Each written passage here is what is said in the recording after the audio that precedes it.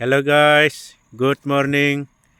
आप लोग देख रहा है मानस नेशनल पार्क टू। हम अभी भूटान नामलांग में जा रहा है। ये है नामलांग प्लेस।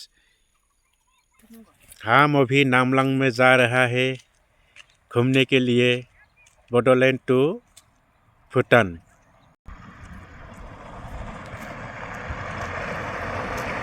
ये है मेरा लाइफ पार्टनर फैमिली है। हम दोनों भूटान नामलांग जाएंगे। इनफायनो एरिथिं थाबानो जाबाय। थिंबा मा खालामनांगो? जाबाय नै दा।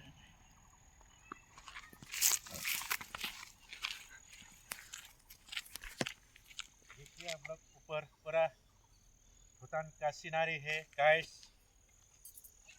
हम अभी नामलांग में घूमने जा रहा है। हमारा बोडोलैंड बक्सर डिस्ट्रिक्ट से मानस नेशनल पार्क टू भूटान नामलांग में हम अभी घूमेंगे और नया नया जगह देखेंगे। देखिए आप लोग, उधर नामलांग है, हम अभी नामलांग में जा रहा है।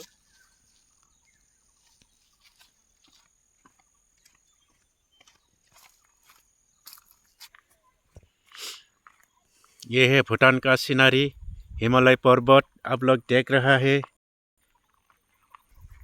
नेचुरल सीनरी है, पहाड़ भी है।